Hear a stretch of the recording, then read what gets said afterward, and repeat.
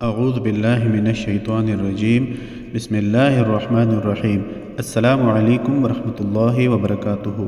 اس video میں آپ کے ساتھ ایک ایسا عمل شیئر کیا جا رہا ہے جس کے ذریعے سے قرب الہی حاصل ہوگی۔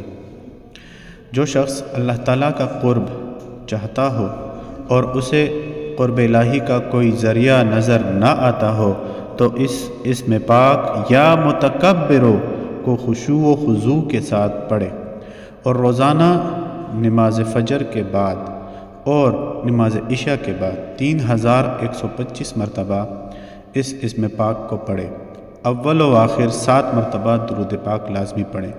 تو سب سے بڑی بات جو اس میں پیدا ہوگی وہ تقوی ہے، یعنی اللہ کا ڈر۔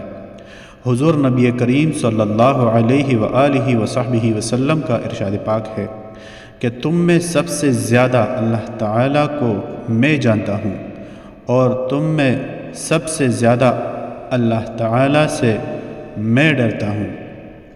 لہٰذا جب کوئی شخص قرب الہی حاصل کرتا ہے تو اس کے اندر اللہ تعالیٰ جل شانہ کی ہیبت اور خوف بھی پیدا ہو جاتا ہے۔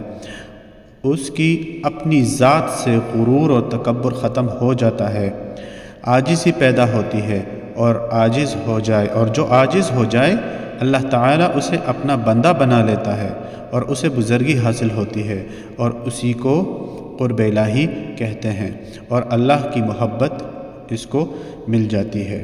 کوئی بھی عمل شروع کرنے سے پہلے صدقہ ضرور کر دیجیے گا۔